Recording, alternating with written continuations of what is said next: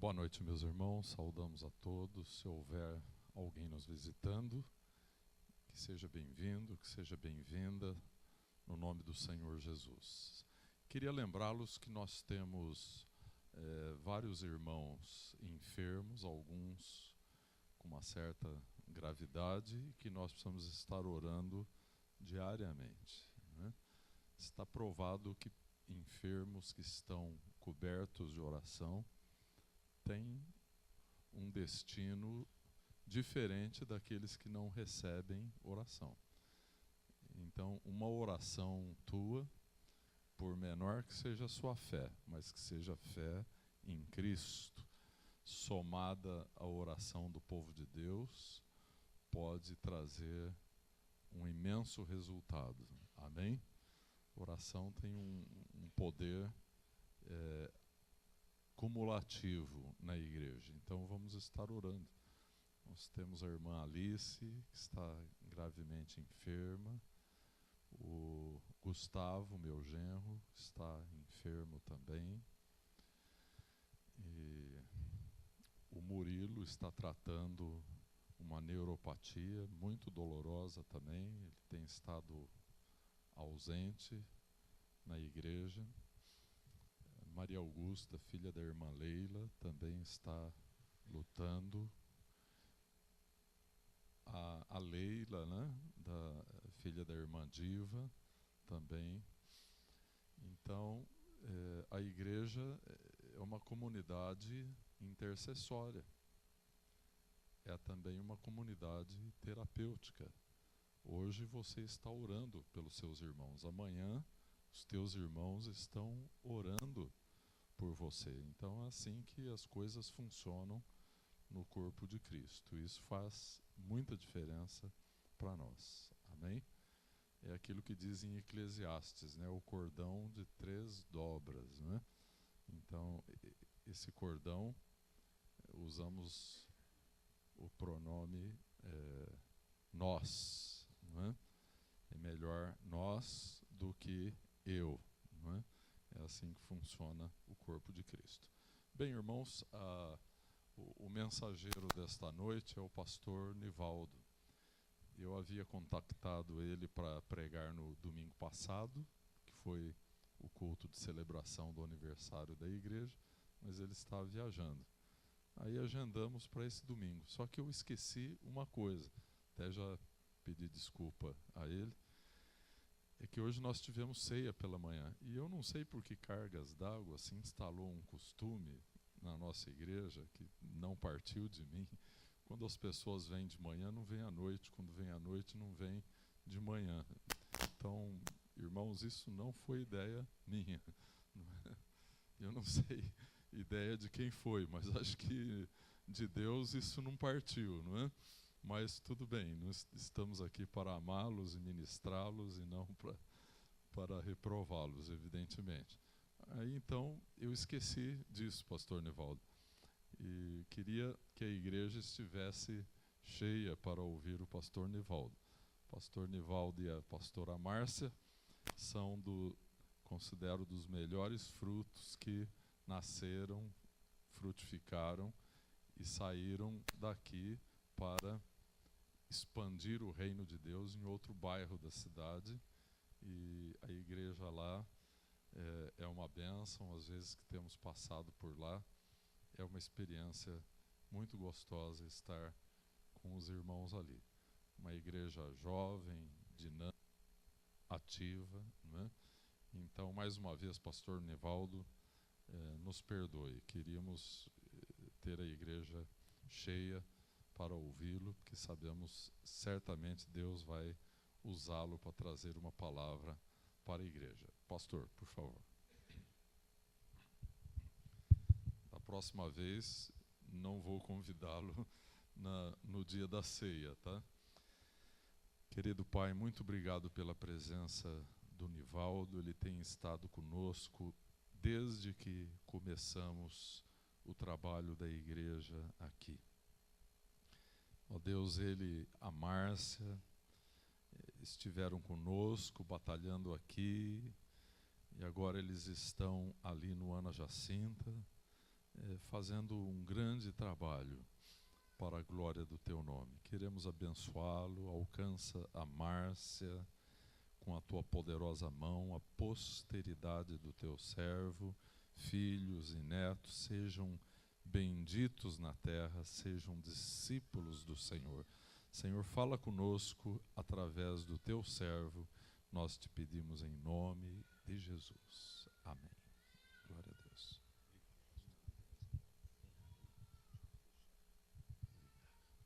Boa noite, irmãos.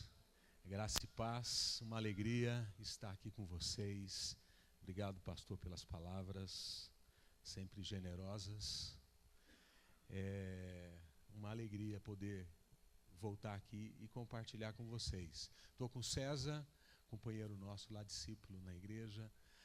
Ele veio me acompanhar. A Márcia, manda um abraço para vocês. Ela queria muito estar aqui, mas ela está gripada. Ela está de cama, então ela não pôde, infelizmente, estar aqui. Mas louvado seja Deus que nós estamos, amém? E a pessoa mais importante está aqui, Jesus, né? E isso que conta, isso que importa. E eu agradeço o convite do pastor. Semana passada nós estávamos na metrópole chamada Santo Expedito. Eu estava pregando lá na casa de oração de Santo Expedito, e aí não deu para vir, e hoje é um prazer poder estar aqui, né, compartilhando com vocês a palavra do Senhor. O tema da reflexão que eu gostaria de compartilhar com vocês é o caniço e a rocha. Quero falar dessas duas coisas nessa noite com vocês. Quando pensamos em um caniço, como uma vara de pescar ou um pedaço de bambu, estamos pensando em algo sem muita firmeza, inconstante, sem muita consistência e que se quebra com alguma facilidade. Um caniço é assim, ele é flexível demais. Se você se apoiar nele, você pode machucar a sua mão, né? Você não pode se apoiar nada em um caniço. Já quando pensamos em uma rocha, pensamos em algo sólido, pensamos em algo resistente, consistente, pesado, né? Algo que dá sustentação. E eu quero olhar com vocês hoje para a história de um homem que viveu essa dupla realidade na sua caminhada com Deus. E eu queria aprender com ele, né? Eu estou falando de Simão Pedro, o apóstolo de Jesus, tão poderosamente usado no livro de Atos. Um homem impetuoso e em alguns momentos da sua vida muito vacilante. E eu quero voltar com vocês em dois momentos marcantes na vida de Simão Pedro, que nos falam da sua trajetória. E eu peço que você abra em João, capítulo 1, verso 40, por favor. João, capítulo 1, verso 40.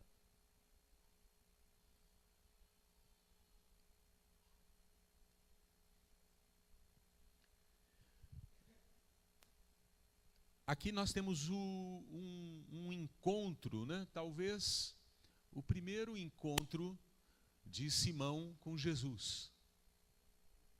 João 1, 40. André, irmão de Simão Pedro, era um dos discípulos que tinham ouvido o que João Batista dissera e que haviam seguido Jesus. O primeiro que ele encontrou foi Simão, seu irmão, e lhe disse: achamos o Messias, isto é, o Cristo, o libertador, o Salvador, o enviado da parte de Deus. E o levou, né? Pegou Simão e o levou a Jesus. Jesus olhou para ele e disse: você é Simão, filho de João. será chamado Cefas, que significa Pedro. Um outro texto que nos ajuda a compreender esse começo da trajetória de Simão está em Lucas capítulo 5. Lucas capítulo 5, verso 1 em diante. É um outro momento em que Simão tem uma experiência importante com Jesus. Certo dia, Jesus estava perto do lago de Genezaré, ou Mar da Galileia. E uma multidão o comprimia de todos os lados para ouvir a palavra de Deus. Viu à beira do lago 2 barcos, deixados ali pelos pescadores, que estavam lavando as suas redes. Entrou num dos barcos, o que pertencia a Simão, e pediu-lhe que o afastasse um pouco da praia. Então sentou-se do barco, ele ensinava o povo. Tendo acabado de falar, disse a Simão: vá para onde as águas são mais fundas, e a todos lancem as redes para a pesca. Simão, um pescador experiente, respondeu: mestre, esforçamo-nos a noite inteira e não pegamos nada. Mas porque és tu que está dizendo, vou lançar as redes. Quando o fizeram, pegaram tal quantidade de peixes que as redes começaram a rasgar-se. Então fizeram sinais a seus companheiros no outro barco para que viessem ajudá-lo. Eles vieram, encheram ambos os barcos, a ponto de quase começarem a afundar. Quando Simão Pedro viu isso, prostrou-se aos pés de Jesus e disse: afasta-te de mim, Senhor, porque sou homem pecador. Pois ele e todos os seus companheiros estavam perplexos com a pesca que haviam feito. Como também Tiago e João, os filhos de Zebedeu, sócios de Simão. Então Jesus disse a Simão: não tenha medo, de agora em diante você será pescador de homens. Eles então arrastaram seus barcos para a praia, deixaram tudo e o seguiram. Até aqui. Curva sua cabeça, por favor. Pai, muito obrigado pela vida do Simão Pedro, por tudo que ele nos ensina e por toda uma trajetória e um relacionamento intenso com o Senhor, que culminou na transformação da sua vida e em bênção para todas as nações. Te agradecemos. Fala com a gente hoje, através da vida do Simão. Ensina-nos algo novo, Senhor. Desafia-nos novamente, como o Senhor desafiou Simão. Desafia-nos novamente como povo de Deus, como igreja do Senhor, em nome de Jesus. Que a tua graça esteja conosco, que o Senhor nos ajude nesse tempo aqui. Amém. Glória a Deus, irmãos. A história de Simão, esse apóstolo de Jesus, começa de forma muito dramática, muito intensa. Não é? No primeiro encontro, Jesus muda o seu nome. Muda o nome. Não é? Jesus o vê e diz: você será chamado Cefas, que significa Pedro. Diga comigo um novo nome. Mudança de nome na Bíblia implica sempre em mudança interior, de identidade. Quando Deus tem algo importante para fazer através de um homem ou de uma mulher, quando há uma mudança de nome, há essa nova identidade associada. E esse novo nome indica a profunda transformação que Simão experimentaria ao longo de sua caminhada com Cristo. Além disso, em Lucas 5, como a gente viu, Jesus dá a ele uma nova vocação. Qual era a profissão de Pedro? Pescador. Ele tinha uma companhia de pesca, ele era sócio, Tiago e João, ele tinha até alguns barcos, não era um pescador assim qualquer, ele tinha lá uma companhiazinha de pesca. E o texto de Lucas 5 diz que Jesus diz para ele: você agora será pescador de homens. E a Bíblia diz que eles imediatamente deixaram as redes e o seguiram, foram caminhar, foram viver ao lado de Jesus, entraram nessa aventura com Deus. Quero chamar a tua atenção para o significado do nome Pedro, né? Ele deixaria de ser chamado Simão e agora ele seria conhecido como Pedro. Pedro significa rocha. Rocha. Jesus está dizendo para aquele Simão: você será um homem forte como uma rocha. Você será um homem forte como uma rocha. Essa era a visão que Jesus projetava para Simão. Pedro, rocha, homem feito de rocha. Essa era a visão que Jesus via a respeito de Simão no futuro. Ele não era ainda um homem feito de rocha.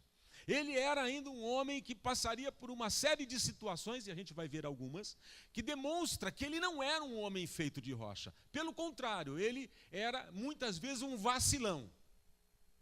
Em alguns momentos, Pedro é um grande vacilão. Ele marca bobeira. Ele é, ao mesmo tempo que ele é inspirado, ele também é um homem que vacila. Tem algumas rodapés da Bíblia que dizem Simão, aquele que vacila. Mas nós temos aqui esse homem, né? Esse homem que é tão conhecido de todos nós. E a vida de Pedro, ela é observada principalmente nos evangelhos, Mateus, Marcos, Lucas e João, e no livro de Atos. Se você atentar para a vida de Pedro no livro dos evangelhos, você vai ver muito mais o Simão, o caniço, aquele que vacila. Agora, quando nós entramos no livro de Atos, nós vemos o Pedro.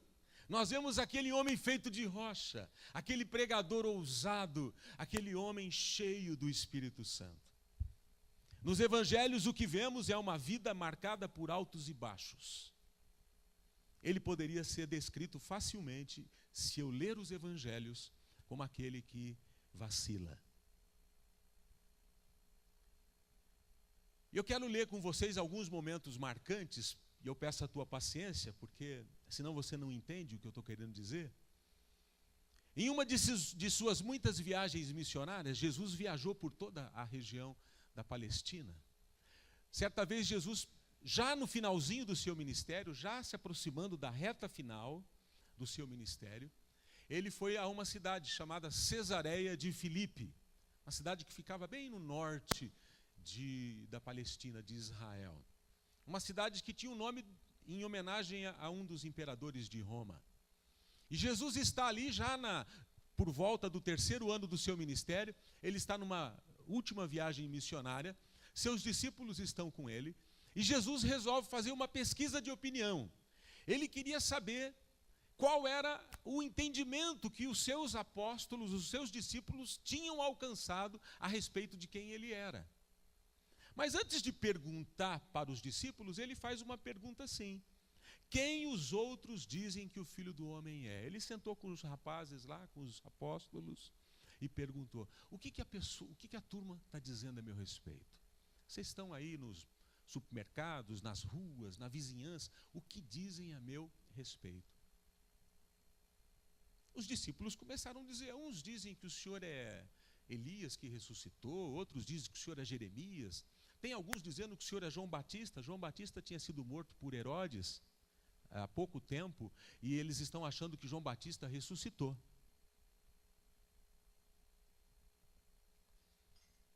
Embora ser comparado com Elias, Jeremias e João Batista fosse até algo assim bacana, né? Está comparando com homens importantes da história do povo de Deus.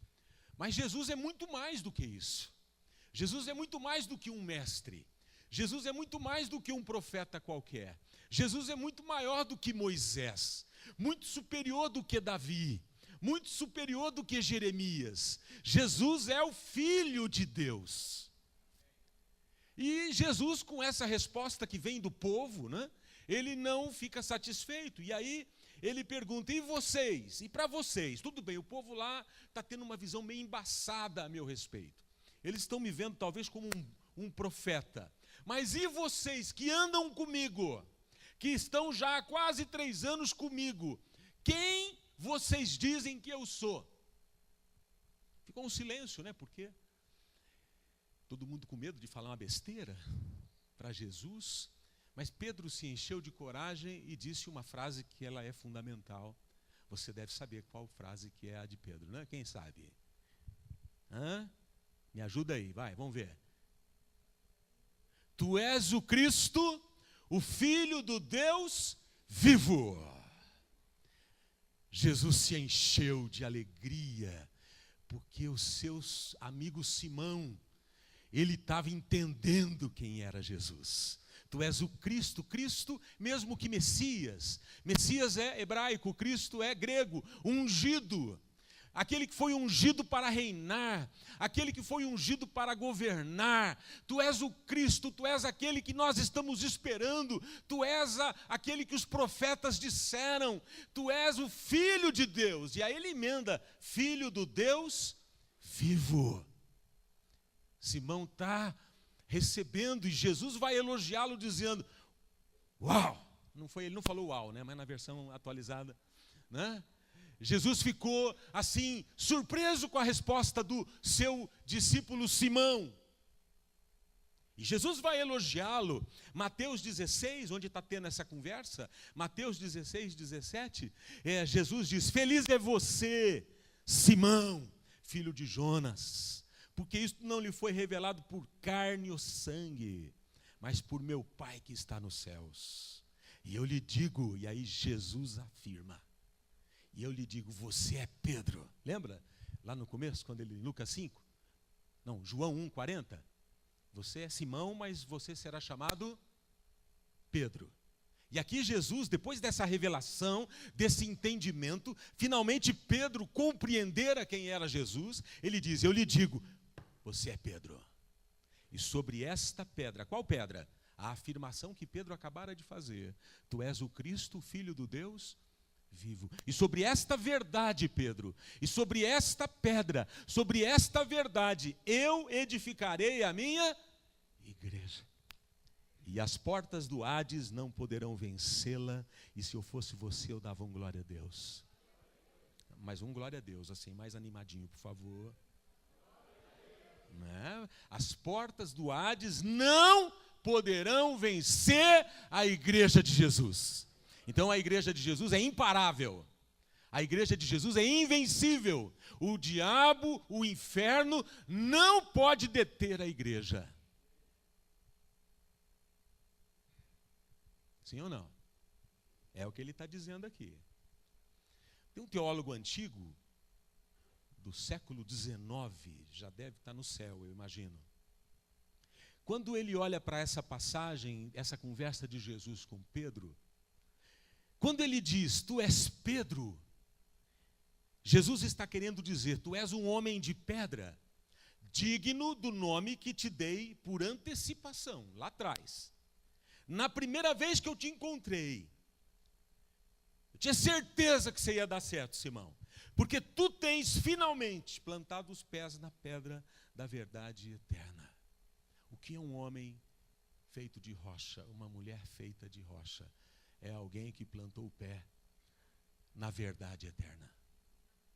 Nesta promessa, Ele é o Cristo, Ele é o Filho do Deus vivo, Ele é a minha fortaleza. Essa é uma verdade insuperável, né? Mas a conversa continua em Mateus 16, 21, se você puder, se você está na Bíblia, 16, 21. Depois dessa revelação de Pedro, de Simão, Pedro, agora os discípulos estão entendendo quem é Jesus e o propósito para o qual ele veio. Ele é o Messias, ele é o Cristo. Jesus se sente à vontade para dar um pouco mais de informação a respeito do propósito de Deus. E Jesus começa a explicar aos discípulos que era necessário que ele fosse para Jerusalém. Eles estavam na Galileia, nós precisamos ir para Jerusalém. E sofresse muito nas mãos dos líderes religiosos, dos chefes dos sacerdotes, dos mestres da lei, fosse morto e ressuscitasse ao terceiro dia. Jesus começou a falar um pouquinho da sua paixão. Ele começou a falar um pouquinho da sua morte iminente. Jesus começou com uma conversa meio sorumbática, e os discípulos ficaram assim, estranhando aquela conversa de Jesus, e o texto diz que Pedro segurou Jesus e levou Jesus à parte, onde nós estamos aqui. Então Pedro, chamando-o à parte, começou a repreendê-lo, dizendo, nunca, Senhor, isso nunca te acontecerá. Presta atenção, Pedro acabara de ser elogiado por Jesus. porque ele tinha tido uma revelação incrível. Aí Jesus fala da sua paixão, Pedro toma Jesus assim, para. Vamos conversar um pouquinho, o senhor não está bem. O senhor deve estar cansado, a viagem foi longa, o senhor está com essa conversa de morte. Agora que está ficando bom, nós estamos arrebentando, Jesus, o senhor está multiplicando pão, peixe, o paralítico anda, agora o senhor vai falar que o senhor vai morrer. O senhor deve estar com depressão, vamos procurar um médico para o senhor. Porque Pedro começa a repreendê-lo, porque Jesus fala da sua paixão, e na mente de Pedro não casa essa ideia. Como assim? O senhor vai morrer? Embora ele tivesse tido uma revelação, ao mesmo tempo ele está repreendendo Jesus. O senhor não pode fazer isso, o senhor não pode morrer, o sonho vai acabar. Agora que ficou bom. Aí Jesus, amorosamente, eu não sei como é que se diz isso amorosamente, Jesus virou-se e disse a Pedro: para trás de mim, Satanás. Eu fico imaginando a cara dos outros apóstolos. Porque quando Pedro foi elogiado, eu fico imaginando a cara do Pedro olhando para os caras. Aí, revelação, ninguém soube falar, eu falei. Agora você imagina agora, para trás de mim, Satanás, porque você é uma pedra de tropeço para mim, e não pensa nas coisas de Deus, mas nas dos homens. Eu tenho certeza que João fez assim no Pedro, vai besta. Né? Se ficasse calado, boca fechada, não entra mosquito. Ficou tão bem com o elogio, por que foi continuar falando besteira? Né? Podia ter ido embora. Mas nós vemos ali esse aspecto do caniço, desse homem inconstante. É impressionante que o Simão Pedro, ele ouviu a voz de Deus e a voz de Satanás na mesma conversa. Você já viu crente assim? Ele ouve Deus e ele ouve Satanás na mesma conversa. Ele está indo bem na conversa, de repente ele fala um negócio que não sei de onde ele tirou. Que ideia é aquela? Porque o caniço age assim, é vacilante, é inconstante, e não se pode confiar muito nele. Ele vai do 8 ao 80. Não há uma estabilidade. Ele vacila. Mas eu tenho uma notícia abençoada para mim e para você. Jesus não desiste do caniço. Fala comigo. Jesus não desiste do caniço. Eu acho isso... você devia dar um glória a Deus, porque isso é bom para você. E para mim também, né? Jesus não desiste da gente. Sabe, irmãos, a visão de Jesus, qual era a visão de Jesus? Tu és Pedro. Não é a visão? A visão de Jesus, a visão do futuro é: tu és Pedro. E a visão de Jesus prevalecerá sobre o comportamento errático de Simão. Mas tem mais coisas para a gente ver. O momento mais triste ainda estava por vir. Vamos ver um outro momento triste do nosso caniço. Depois vai ficar bom para ele, tá? Primeiro eu só estou mostrando o lado ruim, depois a gente vira um pouco. Mateus 26, 31. Logo depois da ceia, Jesus segue para o Monte das Oliveiras. Nós estamos aqui realmente na reta final da trajetória. Então, estava Jesus ali, reunido com seus discípulos, no cenáculo. Então, Jesus lhe disse: ainda esta noite, todos vocês me abandonarão, pois está escrito: ferirei o pastor e as ovelhas do rebanho serão dispersas. Mas depois de ressuscitar, irei adiante de vocês para a Galiléia. Pedro respondeu.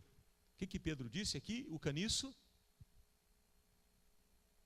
Ainda, que o caniço é assim, ele se acha.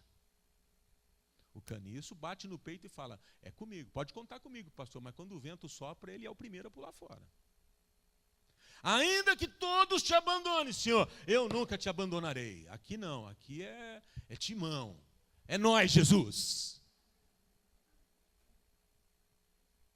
Pedro, Simão, respondeu Jesus. Eu fico pensando, Jesus, asseguro-lhe que ainda esta noite, Simão, antes que o galo cante, 3 vezes você me negará. Mas o caniço não desiste, ele declara: mesmo que seja preciso que eu morra contigo, nunca te negarei. E a outra turminha, não pensa que eles se salvaram, não. Ó. E todos os outros discípulos disseram o mesmo. Todo mundo concordou. Não, Jesus, estamos juntos. Não, nós vamos juntos para esse negócio aí. Ok. A história você conhece, né? Eu não vou entrar muito porque o tempo não permite. Ao redor de uma fogueira, naquela noite, surpreso, Pedro vai descobrir que ele era um caniço pouco confiável, e como foi amarga essa constatação. Lucas 22, né? Lucas 22, verso 54. É a continuação desse evento aí. Jesus está agora, saiu do cenáculo e foi para o Monte das Oliveiras, e depois ele vai para um lugar chamado Getsêmani, prensa de azeite. Um lugar derradeiro, o lugar onde Judas virá para dar um beijo e o entregar. Né? Lucas 22, 54. Então, prendendo Jesus, né, chegaram lá os soldados, Judas, os religiosos, prenderam a Jesus e levaram-no para a casa do sumo sacerdote. Aquele que disse que morreria com ele, Pedro, o seguia à distância. Mas quando acenderam um fogo no meio do pátio, a casa do homem lá devia ser grande, eles acenderam um fogo no pátio, né, e se sentaram ao redor dele. Pedro sentou-se com eles. Uma criada o viu sentado ali à luz do fogo, olhou fixamente para ele e disse: você estava com ele. Mas ele falou: mulher, não o conheço. Enquanto essa conversa está rolando, Jesus está lá dentro da casa, na sala do sumo sacerdote, ele está sendo julgado. E Pedro está ali no pátio com essa conversa estranha. Pouco depois, um homem o viu e disse: você também é um deles. Homem, eu não sou. Eu não sou, respondeu Pedro. Cerca de 1 hora mais tarde, impressionante como o pessoal era chato naquele lugar. Cerca de 1 hora mais tarde, outra afirmou: certamente este homem estava com ele, pois é Galileu. Ao jeitão dele, é Galileu. Pedro respondeu: homem, não sei do que você está falando. Você está rindo porque não é você, né? A coisa é feia ali. Mas ali, homem, eu não sei do que você está falando. E o interessante é que algumas bíblias dizem que ele praguejou, ele invocou, ele fez maldição. Ele foi lá buscar no vocabulário de pescador dele e soltou: não sou eu não. Aqui está bonitinho, né? O cara aqui deu uma caprichada para não ficar chato. Mas ele praguejou, falou: não sei quem é. Você já pensou? O cara andou 3 anos com Jesus, comeu, viu todos aqueles milagres. Não sei não, não conheço. Você viu? Não, não sei. Nunca vi. Impressionante. Então Pedro, aliás, aqui, pulei. Falava ele ainda, ele estava lá com o palavrão na boca quando o galo cantou. Agora vem uma coisa tremenda. Por isso que eu digo que Jesus nunca desiste do caniço. O Senhor voltou-se e olhou diretamente para Pedro.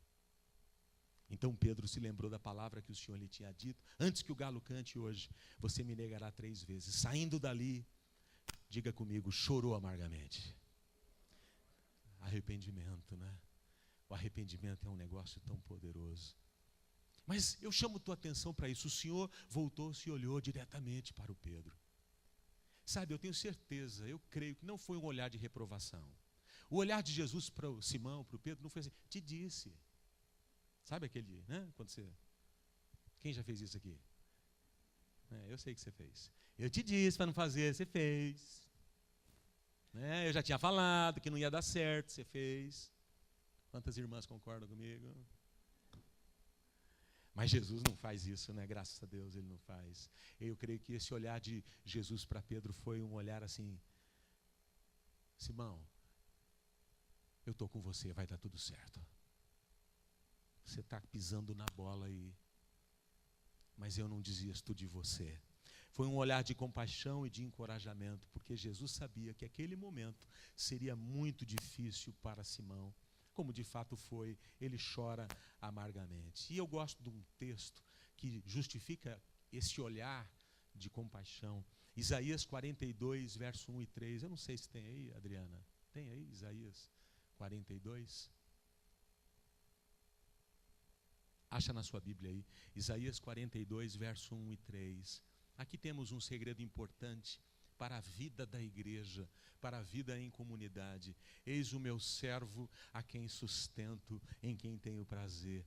Porei nele o meu espírito, e ele trará justiça às nações. Não gritará, nem clamará, nem erguerá a voz nas ruas. Não quebrará o caniço rachado, e não apagará o pavio fumegante. Sabe, caniço rachado, pavio fumegante, é gente que está no limite. É gente que está apanhando da vida, é gente que está lutando às vezes com fracasso, é gente que sabe que pisou na bola. E o texto sagrado está dizendo que o Messias não vai quebrar o caniço rachado. O Pedro já estava arrebentado, ele já estava lutando com a culpa, ele já estava lutando com a vergonha, ele sabia que tinha pisado na bola. E a igreja, como Cristo, é lugar de restauração, irmão. Jesus é solidário com os fracassados, Ele é solidário com os quebrados. A maior alegria de Jesus é colocar em pé aquele que caiu. Nós precisamos entender isso, entender a nossa vocação, que a vocação da igreja é levantar quem caiu. O ministério de Jesus é transformar caniços quebradiços, pavios fumegantes, em rochas firmes. É esse o poder do Espírito Santo agindo na igreja. Eu fico pensando que Pedro teve muitas dúvidas em relação à sua fé, em relação ao seu chamado como pescador de homens, as noites frustradas, as muitas lutas que ele enfrentou, os muitos fracassos poderiam ter destruído o futuro ministerial dele, poderiam ter levado Pedro para um lugar de morte e destruição, mas Jesus transformou tudo aquilo em força para fazer dele um grande servo do Senhor. E eu quero mostrar para vocês 2 momentos assim, além desse olhar, na verdade são 3, né? O primeiro é esse olhar, né? Esse olhar de compaixão. Como é importante na igreja, Deus nos dá um olhar de compaixão, um olhar de restauração, um olhar que não é de acusação, não é um olhar que lança fora, mas é um olhar que abre a oportunidade da restauração. Um outro momento é aqui, domingo da ressurreição, é a primeira aparição de Jesus. Maria Madalena, Salomé e Maria, que é mãe de Tiago, vão ao sepulcro para ungir o corpo de Jesus. Chegando lá, elas são surpreendidas por um anjo, e o anjo diz algo interessante para elas. Marcos 16, verso 6. O anjo diz assim: não tenham medo, minhas filhas.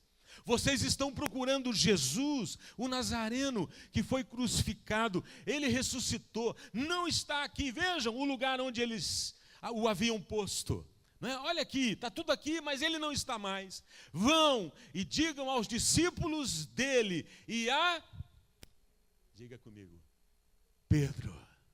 Olha o anjo mandando levar o e-mail. Digam aos discípulos dele e a Pedro: ele está indo adiante de vocês para a Galileia, lá vocês o verão como ele lhes disse. Eu gosto demais desse detalhe. O anjo manda, ele salienta, ele ressalta, ele põe em negrito, ele destaca. E a Pedro. Eu tenho certeza que Simão precisava de uma palavra de encorajamento. Tenho certeza. E essa menção honrosa demonstra o apreço do Senhor por seu amigo. Pedro vivia um momento difícil. Você acha que era um momento difícil para ele? Ter negado o amigo dele por 3 vezes? Você acha que ele está bem? O Pedro está assim? Você acha que ele está bem? Não está bem, ele está mal. Quando a gente pisa na bola, você já pisou na bola? Aqui não, né? Ninguém pisa na bola. Eu já pisei muitas vezes na bola. Eu já saí do púlpito, depois de uma pregação, eu falo: meu Deus, o que eu fiz? Nem eu entendi o que eu preguei, imagina o povo. Você já saiu, você nunca pregou, você não sabe, mas eu já saí. E eu tenho a Márcia que me ajuda, depois do Espírito Santo é a Márcia. Aquele caminho do Ana Jacinta está na minha casa é tão difícil às vezes, porque eu falo: Márcia, a mensagem foi boa? Ela fala: não, foi péssima. Porque ela fala. Ainda bem que eu tenho outro domingo para melhorar, né? Mas a gente sabe quando pisa na bola, quando dá um conselho torto, quando ofende alguém. A gente fica mal, não fica? Não precisa vir ninguém falar: sei, não precisa, a gente sabe. O Pedro estava mal. E eu tenho certeza que quando Maria Madalena entrou lá E não podia ter sido melhor, né? As mulheres são tão boas para compartilhar notícias, não podia ter sido pessoas melhores. Elas chegaram, pessoal, vocês não acreditam, o homem ressuscitou.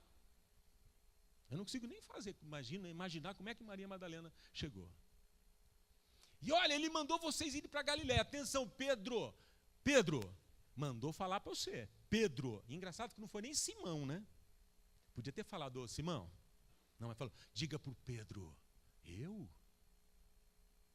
Ele quer me ver. É você. Quer que eu escrevo? É você. Mandou dizer. Sabe, irmão, tem outra coisa aqui importante. Olhar de compaixão e palavras de encorajamento em momentos de crise são remédios para nossas almas. Quando nós estamos mal, tudo que nós precisamos é ouvir alguém que tem uma palavra de ânimo para nós, uma palavra de Deus para nós, uma palavra de encorajamento para nós. Não é verdade? Não é bom encontrar gente assim? Que às vezes vai lá, dá um telefonema, manda um WhatsApp, manda um SMS, manda um e-mail e liga para nós e fala assim, meu irmão, eu sei que a luta está grande, mas o Senhor vai te ajudar.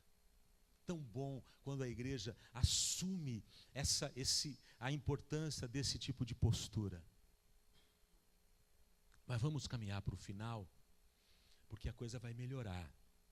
Simão perdera a fé em si mesmo, porém Cristo seguia crendo que o Simão poderia tornar-se um Pedro. Amém? O Simão perdeu a fé.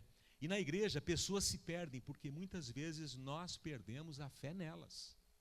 Jesus não perdeu a fé no Simão.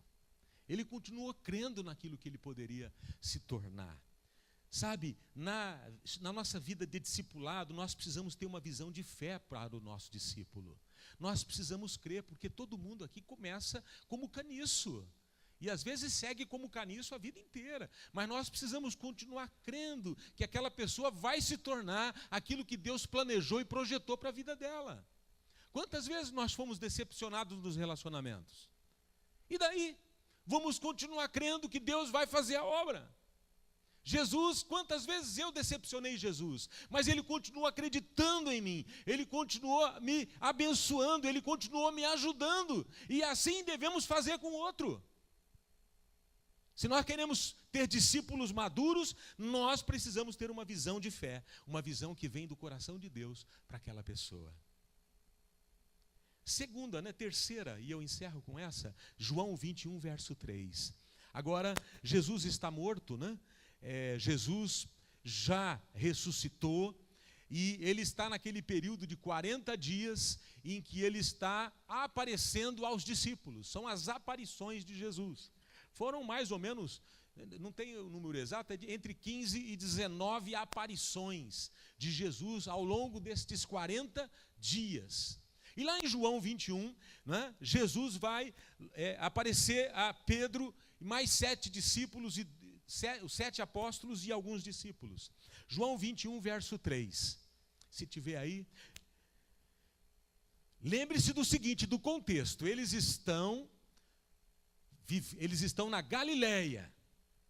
Jesus foi morto em Jerusalém. Eles estão vivendo um momento de incerteza e de insegurança em relação ao futuro. Eles estão ali aguardando saber como é que as coisas vão funcionar, porque uma coisa é realizar o ministério com Jesus liderando. Uma coisa é acordar de manhã e acordar e Jesus está ali e agora vamos para cima. Uma coisa é isso. Agora Jesus está morto, Jesus ressuscitou, ele apareceu para umas mulheres, ele apareceu lá no cenáculo, mas ele aparece e vai embora. E ele também agora, ele já foi levado, ele está indo para o céu. E nós estamos aqui, o que vai ser da gente agora? É esse momento que eles estão vivendo. Então nós estamos em João 21, 3, que é uma das aparições de Jesus. Vou pescar, disse-lhes Simão Pedro. Aí diz mais um pouquinho. E eles disseram, nós vamos com você. Nós vamos com você. Esse teólogo que eu citei há pouco, Alexander Bruce, quando ele olha para o João 21, 3, ele faz um comentário que eu trouxe porque eu achei bem profundo. Ele olha para esse momento, que é esse momento de crise, de transição, o que vai ser de nós, como é que a coisa vai acontecer, o que poderia estar passando na cabeça do Simão? O que poderia estar passando na cabeça do Simão? Depois de tudo, não era melhor sermos simples pescadores do que apóstolos da religião cristã? O que nós ganhamos seguindo Jesus? Certamente não o que esperávamos. E temos nós algum motivo para esperar coisas melhores para o futuro? São perguntas, são pensamentos bem razoáveis na cabeça de um homem que estava vivendo por 3 anos um sonho intenso, estava vivenciando milagres intensos, e de repente o Senhor, o Mestre, foi morto de forma violenta, ultrajante numa cruz. E agora eles estão sozinhos. E agora tudo está dependendo deles. O que vai ser da gente? Se fizeram isso com Jesus, o que não farão conosco? É razoável ou não eles estarem pensando isso? Se mataram o homem, que é o Filho de Deus, dessa forma tão violenta, o que vai ser da gente? Nós estávamos sonhando que agora o mundo ia ser totalmente diferente. Agora era a chance. De repente o sonho se evaporou. Hoje a gente olha e a gente sabe tudo o que estava acontecendo, irmãos. A gente tem a Bíblia aqui, a gente tem o começo, o meio e o fim da história. Eles estão vivendo a história. Então é razoável supor todas essas crises que os nossos irmãos estão vivendo. Eu diria, aí já sou eu dizendo, eu diria que Simão está vivendo uma crise ministerial. Ele está vivendo uma crise de identidade.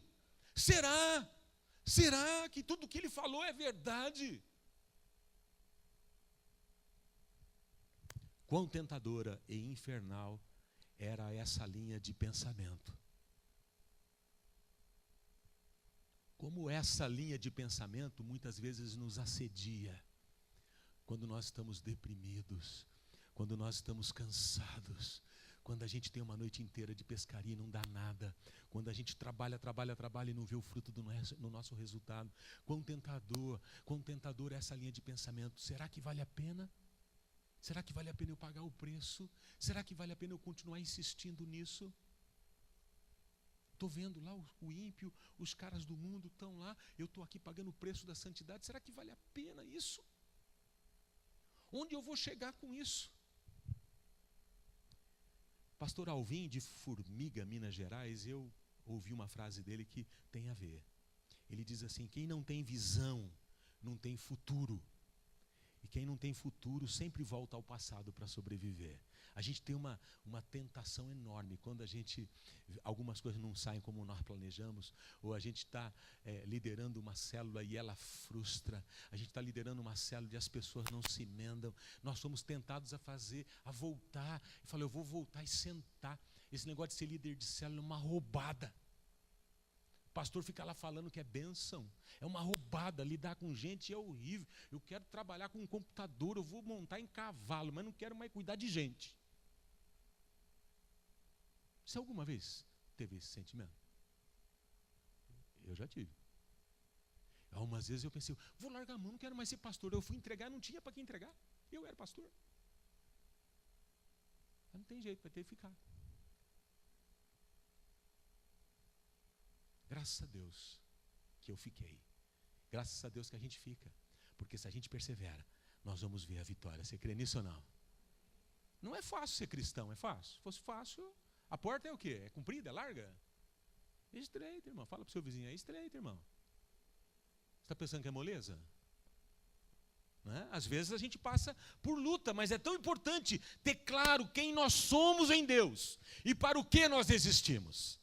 É tão importante saber que nós somos a igreja do Deus vivo, que as portas do inferno não prevalecerão contra ela. E mesmo que a noite tenha sido ruim, de manhã vai ficar melhor.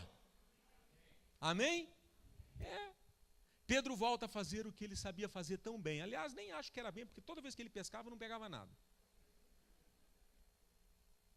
Jesus tinha que fazer milagre para ele. Impressionante. Pescadorzinho ruim.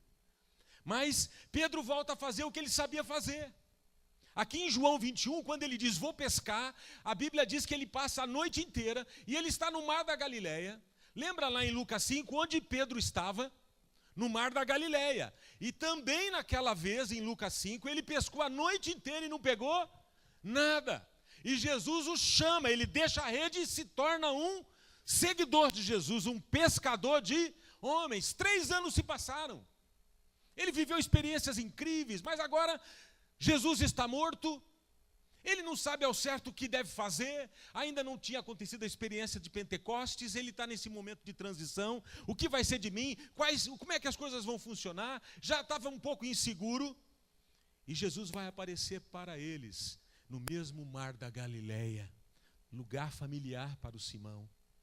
E mais uma vez, uma noite inteira de pescaria frustrada. Mais uma vez, o Pedro fracassou. Cansado, estava amanhecendo, barco vazio, o pescador que volta sem peixe é horrível, eles viviam daquilo, o barco está vazio, e aí o João, eles estão voltando, eles estão mais ou menos uns 90 metros da praia, eles estão voltando, e João, que era mais novo, de certa vista estava melhor, porque Pedro talvez já nem enxergava direito mais, e o João está olhando e ele vê um homem lá na praia, e ele vê uma fogueira. Ele vê uma fogueira, e ele começa a olhar assim, e ele começa a falar, rapaz, eu acho que é Jesus que está lá. Aí ele fala para os discípulos, e o Pedro, que era sempre muito afoito, se vestiu e foi nadando, chegou primeiro na praia. Quem que está lá na praia? No amanhecer, Jesus está lá, depois de mais uma noite frustrada, Jesus está na praia. O texto bíblico diz que eles estavam meio inseguros de perguntar quem ele era. Sabe quando está nesse momento que, quem é? Vou perguntar, vai ficar chato. Eu já falei lá, ele me falou que eu era filho de Satanás, não vou perguntar nada. Deixa rolar, vamos ver o que dá isso aí. Vai que eu pergunto e não é. E está lá aquela conversa, eles estão, você vai ler depois, eu não posso ler porque não dá tempo. Aí Jesus fala, pessoal, lança a rede aí. Lança a rede? Dessa vez ele nem falou nada, ele pegou a rede, os discípulos e... Quantos peixes vieram? Fala gostoso, fala. 153 peixinhos. É isso que diz a sua Bíblia, de que não crê? 153 diga assim, grandes peixes. Milagre de novo, milagre de novo. E eu gosto disso, fogueira, peixe na brasa e pão. É o cuidado de Jesus. Em Lucas 5, Pedro foi impactado com a pesca milagrosa, quando Jesus o convocou para ser um pescador de homens. E agora, alguns anos mais tarde, com o coração cheio de dúvidas e incertezas em relação ao futuro, Jesus vem ao encontro dele novamente em um ambiente tão familiar, o mar da Galileia. Sabe o que Jesus está dizendo para aquela turma? Ele está dizendo assim, aproximem-se, amigos. Eu já tenho preparado o fogo, eu trouxe o peixe e também o pão. Vocês tiveram uma noite inteira de fracasso, mas eu estou aqui. E sempre estarei aqui em favor de vocês. Jesus está dizendo para eles, eu sou a provisão de vocês. Eu sou a esperança de vocês. Se vocês se ocuparem do meu reino, não terão que se preocupar com as coisas terrenas. Imagina o Pedro, os discípulos, o que vai ser de nós? Como é que vai funcionar esse negócio? Nós não temos recurso, nós não temos sabedoria, nós não temos nada. Jesus está dizendo, eu serei a provisão de vocês. Eu fiz milagres no passado. E continuo fazendo hoje. E o farei quantas vezes for necessário, enquanto vocês me estiverem me servindo. Amém? Aleluia. Jesus está dizendo, filhos, vocês nunca estarão sozinhos. E eu encerro aqui dizendo 2 coisinhas. Primeiro, o que tudo isso nos ensina? Primeiro, pessoas se perdem porque muitas vezes nós perdemos a fé nelas. Que Deus te dê graça e unção para voltar a acreditar naqueles que você um dia deixou de acreditar. Que Deus te dê graça e unção para estender a mão e ter um olhar de compaixão e usar a tua boca para encorajar quem está caído. Segundo, o mesmo Jesus que restaurou Pedro quer restaurar você e eu nessa noite. O mesmo Jesus que restaurou Pedro quer restaurar você e eu nessa noite. Sabe, Pedro, frustrado e cansado, voltou para fazer o que ele sabia fazer, ele foi pescar. Como já foi dito aqui há pouco, depois de tudo que passamos, não seria melhor voltarmos para a nossa vida comum e sem complicações? Cuidar de nossos negócios, vivermos em nosso cantinho sem problemas, não se envolver demais com as coisas do reino de Deus. O que ganhamos sendo discípulos de Jesus Cristo ou apóstolos da religião cristã? O que ganhamos seguindo Jesus por 3 longos anos? Agora estamos sozinhos, estamos aqui escondidos na Galileia, região remota. Certamente não era o que esperávamos. E será que temos nós algum motivo para esperar coisas melhores para o futuro? Graças a Deus, Pedro não enveredou por esse caminho da murmuração, do queixume e da frustração. Graças a Deus, Jesus restaurou o ministério de Pedro. E ele e os seus companheiros levaram a mensagem do Evangelho por todo o Império Romano, até os nossos dias, porque Jesus restaura o caniço quebrado.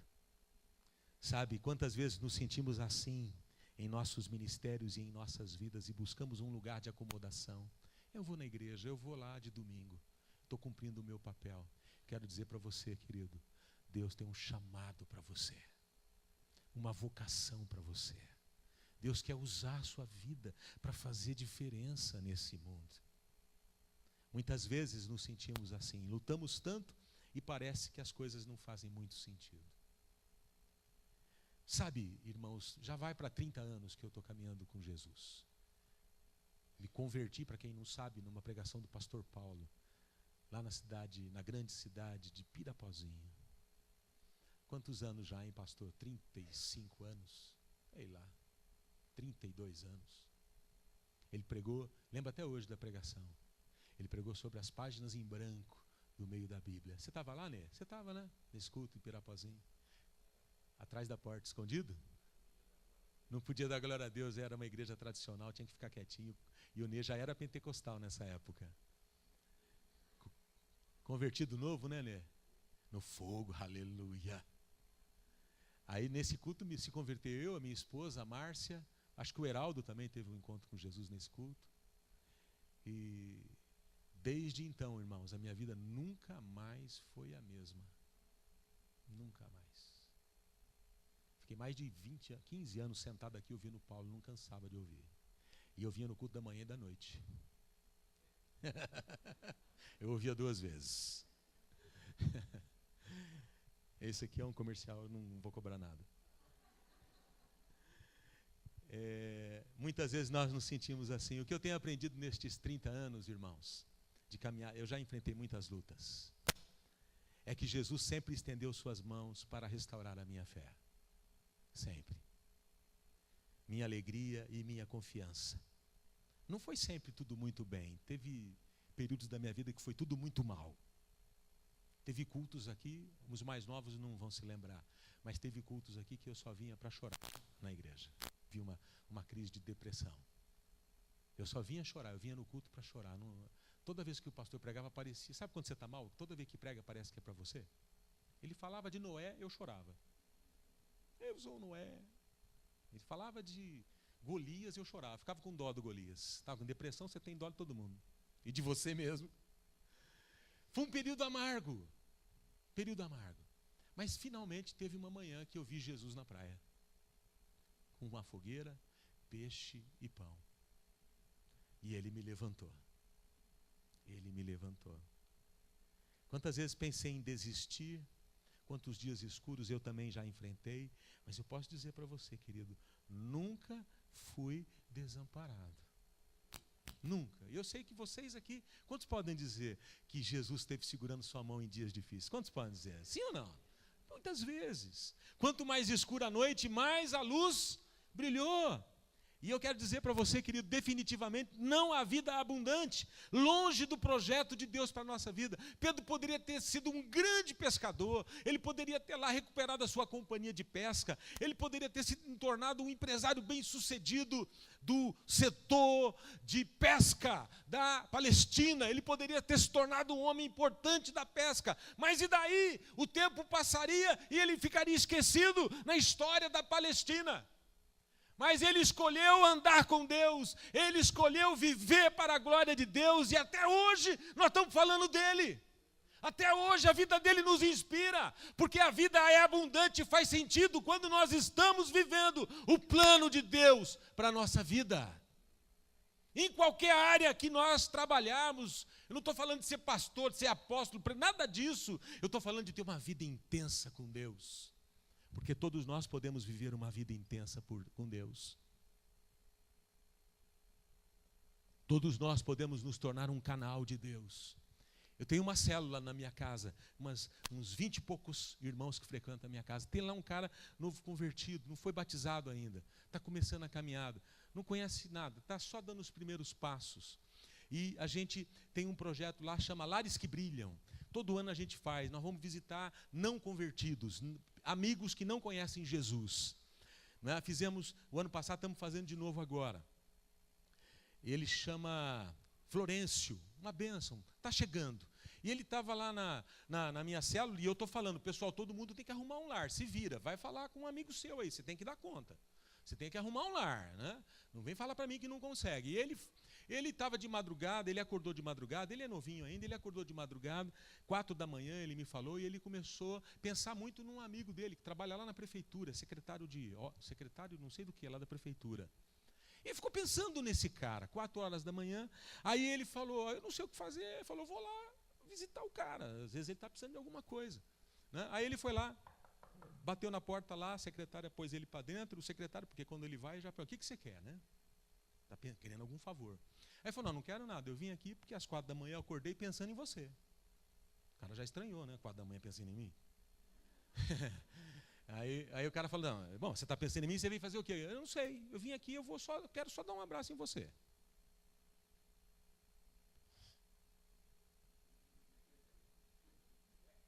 Falou, estranhou, né? Bom, você veio me dar um abraço. Aí pegou e deu um abraço gostoso, assim, apertado nele. Ele falou, pastor, me contando na célula agora, terça-feira, pastor, eu abracei o cara. Ele começou a chorar, pastor. Meu ombro. Chorava, que nem uma criança. Pastor, não sabia o que fazer. Aí eu comecei a chorar também. E ele chorando, eu chorando, nós ficamos chorando. Aí abraçou, largou, né? Porque estava ficando chato já, né? 2 homens abraçados chorando. Largou, aí o cara perguntou, você não pode fazer uma oração para mim? Falou, eu não sei orar, rapaz, é o meu pastor que vai ter que vir aqui. Eu só vim aqui para te abraçar. Agora a oração já é outro departamento. Aí ele falou, mas não tem nada. Falou, não, tem um negócio que a gente faz lá na igreja, chama Lar que Brilha. O que é isso aí? Não, nós vamos na sua casa, vamos ficar lá 6 semanas, nós vamos ficar orando por você, por sua família, e nós vamos compartilhar a Bíblia com você. Se você quiser, eu não vou porque eu não sei, mas eu levo meu pastor. E o cara falou, quando começa? Aí eu vou ter que ir lá, né? Não sei nem quem é, mas vou lá fazer Lar que Brilha. Por que eu estou contando isso para você? Porque não há limite para Deus usar uma pessoa. Não é se você sabe muito ou se você sabe pouco, é se você está disponível ao Espírito Santo. É se você está crendo que Ele pode usar a sua vida. É se você ainda tem fé de que você pode ser um canal de Deus. Felizmente, Pedro seguiu em frente. E eu quero dizer, querido, esse irmão, não há vida abundante sem Jesus agindo na nossa vida, irmão. Sim ou não? A vida faz sentido quando nós estamos servindo Jesus. E esse irmãozinho novinho, ele estava na célula terça-feira, ele estava contando isso, ele falava, pastor, estou arrepiando, pastor. Só de contar. Eu não sei o que é uma manifestação, deve ser isso, né? O cara fica arrepiado. Que lá na minha célula, assim, os caras tudo ficam arrepiados, né? É novinho, não está ainda entendendo. Amém, irmão? Vai arrepiando, vai, irmão. Vai, deixa Deus usar, vai arrepiando. Aliás, tem um outro novinho na célula também, isso eu não sei. Pastor, eu não consegui resolver isso. Ele está chegando também, eu estava fazendo aquele Bem-vindo à Família com ele, 11 semanas discipulando, e ele não largou o cigarro ainda. Aí ele chegou para mim, todo feliz na minha sala, pastor, eu queria contar um testemunho para você. Ô irmão, que bênção, conta. Pastor, eu acordei essa manhã, aí eu fui andar no meu quintal, mas estava uma manhã tão gostosa, acendi um cigarro, pastor. Eu pus na boca e eu fumava aquele cigarro, mas estava tão gostoso, pastor. Irmão, estava gostoso. Pastor, e Deus estava falando comigo. Falou que Ele me ama, falou que eu sou importante, que tem um projeto na minha vida. Como é que eu saio dessa? Eu falei, irmão, qual é a marca do seu cigarro? Faz tempo que não fala comigo. Estou brincando, não falei isso não. Né?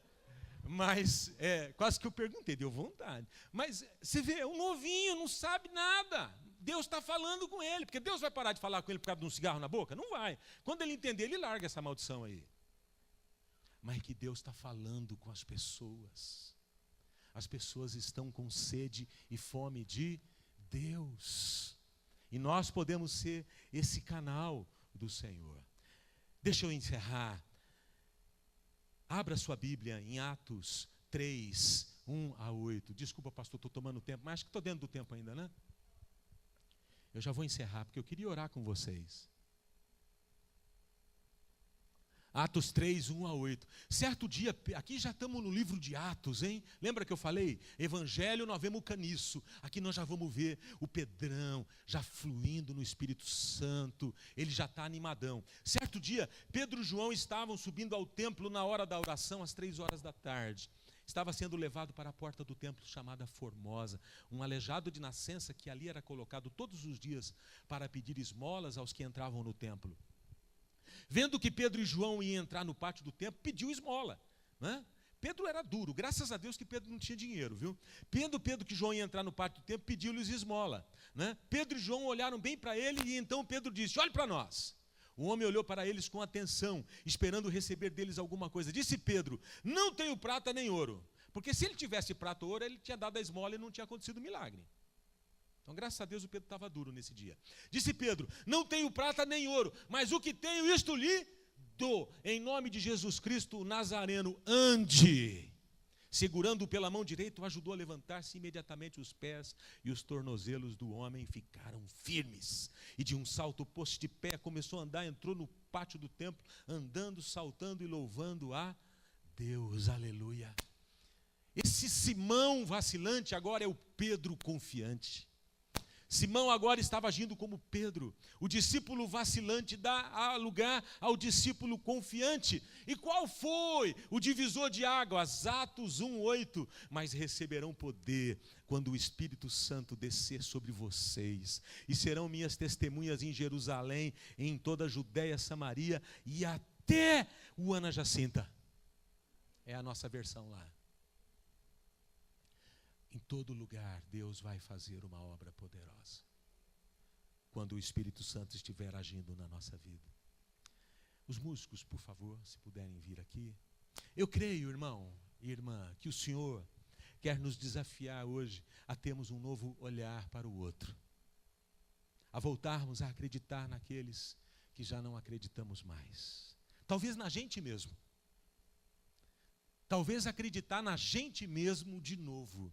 Porque às vezes Jesus continua acreditando na gente e a gente já não acredita mais que possamos nos tornar um canal de bênção. Creio que o Senhor quer restaurar também vocações, animar nossas vidas mais uma vez.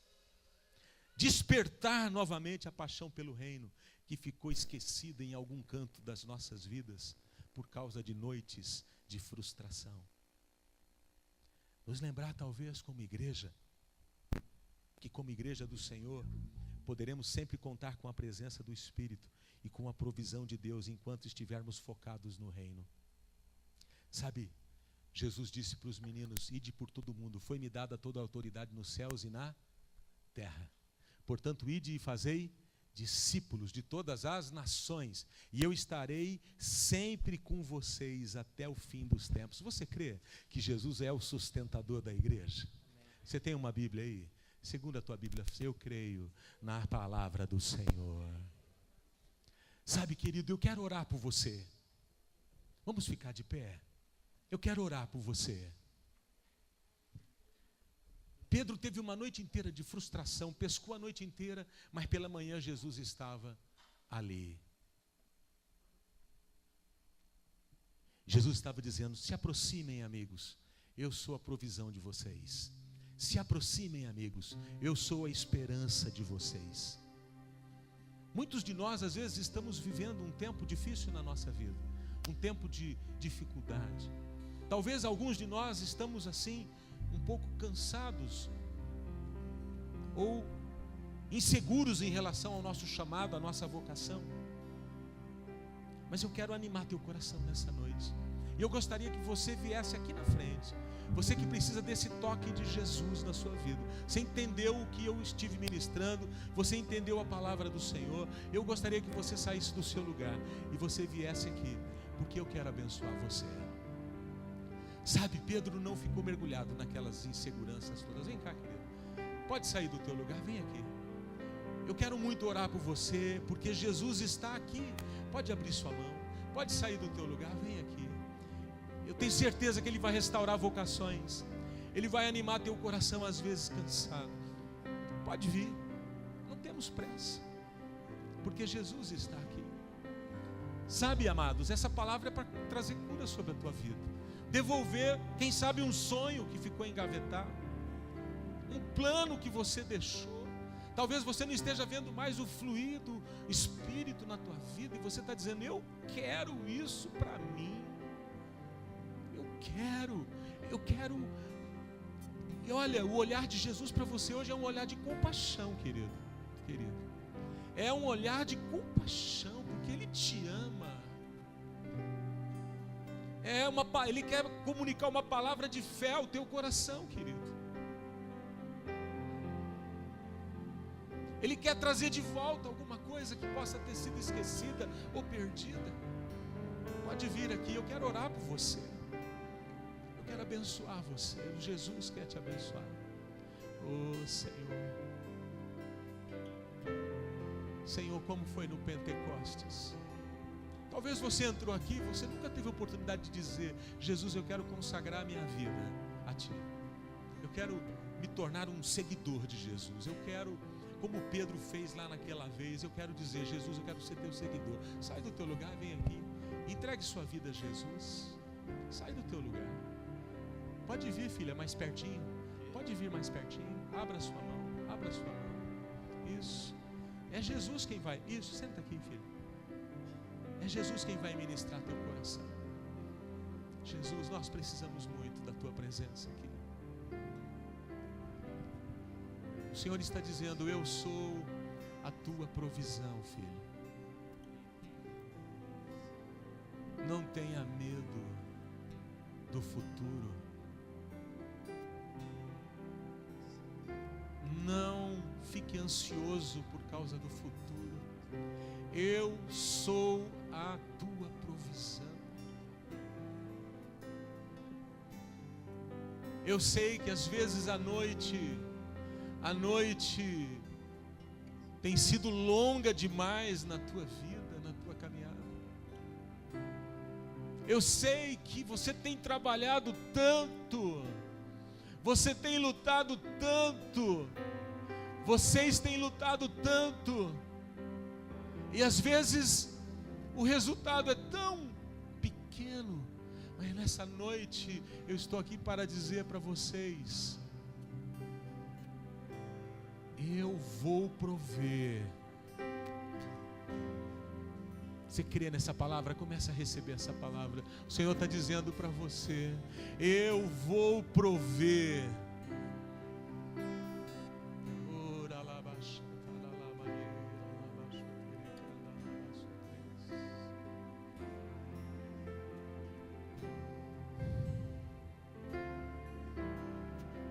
Santo Deus, vem tocar os teus filhos nessa noite. Quantas vezes você pensou em desistir? Quantas vezes você pensou: será que vale a pena? Mas o Senhor te diz nessa noite, filho, vai valer a pena. Persevera. Entrega o teu caminho ao Senhor, filho. Confia nele. E o mais Ele fará. Tudo que foi roubado, saqueado no passado, tudo que se perdeu, Ele dará multiplicadamente. Porque Ele é a tua provisão. Ele é a tua provisão. Se os pastores puderem me ajudar, os obreiros, né? Se a gente puder vir orar, vamos ministrar a graça do Senhor. Há uma graça que os presbíteros, né? Os líderes aqui da casa, vem aqui, líderes de jovens, vem me ajudar, vamos aqui ministrar. Oh, o Senhor está liberando coisas novas aqui. Vai recebendo, querido, vai recebendo no teu coração. Vai recebendo no teu coração. Vai recebendo, filho. Oh, Jesus. Obrigado pelo que o Senhor tem feito na vida do teu servo. Obrigado, Senhor, pela vocação. Obrigado, Senhor, pelo chamado. Senhor, traz de volta aquele fogo, aquela paixão daqueles primeiros dias, quando o teu servo ouviu tua voz pela primeira vez. Traz de volta, Senhor, aquece de novo as palavras proféticas que foram liberadas sobre a vida do teu servo. Oh, aleluia. Filho, foram noites difíceis que você passou. Oh, noites difíceis, mas o Senhor Jesus está dizendo, e você é uma prova viva, eu fiz milagres no passado, faço hoje e vou fazer no futuro. Oh,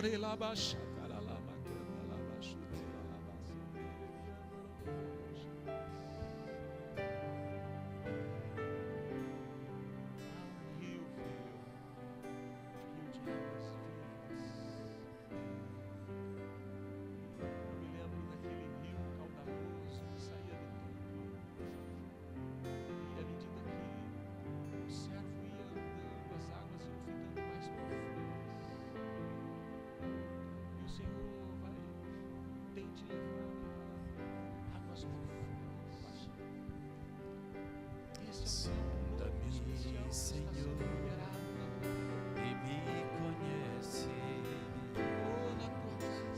Quebranta o meu coração.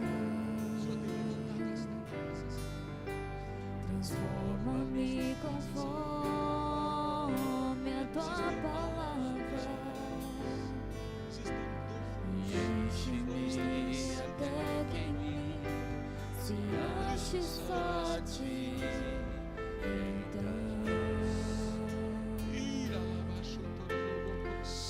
Vai profetizando, tu és Pedro.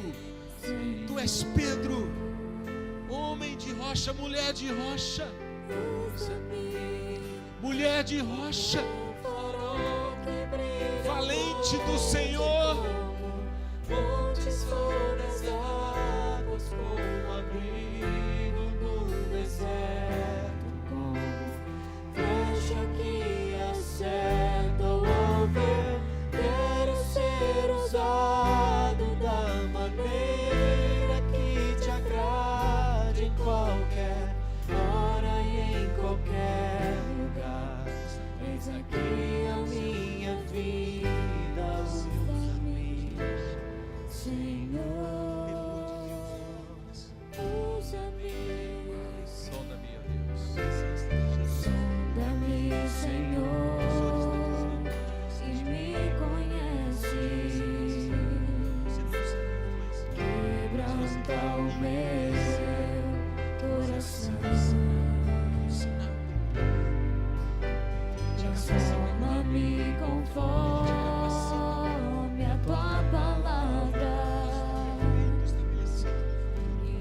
enche-me até que em mim se ache só a ti.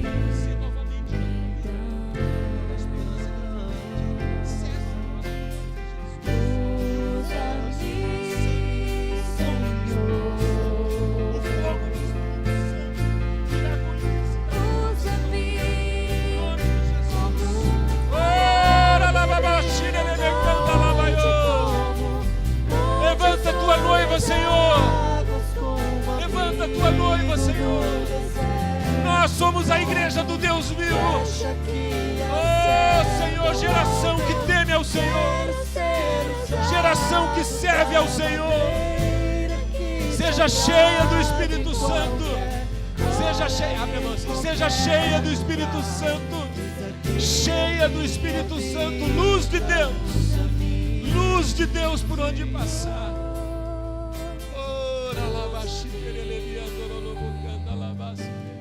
Sonda-me, quebranta-me, transforma-me, enche-me. Sonda-me, quebranta-me, transforma-me, enche-me e usa-me. Amém. Como um farol. Como um farol que brilha à noite, como ponte sobre as águas, como abrigo no deserto, como flecha que acerta o alvo. Quero ser usado da maneira que te agrade, em qualquer hora e em qualquer lugar. Eis aqui a minha vida, usa-me, Senhor, usa-me.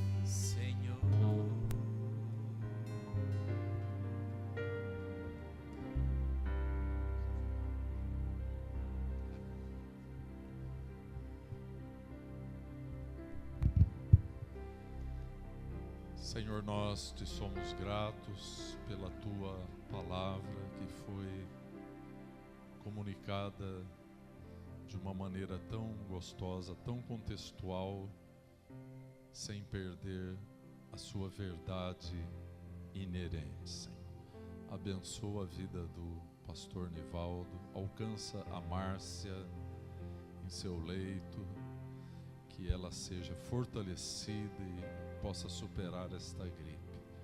Senhor, a igreja do teu servo seja abençoada. Neste mesmo momento, o teu Espírito esteja agindo ali.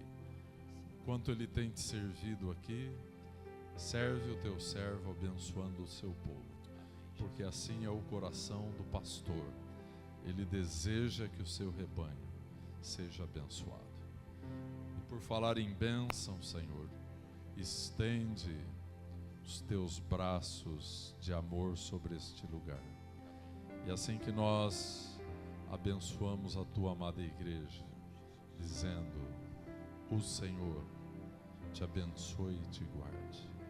O Senhor faça resplandecer o seu rosto sobre ti e tenha misericórdia de ti. O Senhor sobre ti levante o seu rosto e te dê a paz hoje e para sempre, em nome do Senhor Jesus Cristo. Amém, Senhor. Aleluia. Vamos nos saudar com a paz de Cristo, o Senhor deste lugar, o Senhor das nossas vidas. Que Deus nos abençoe.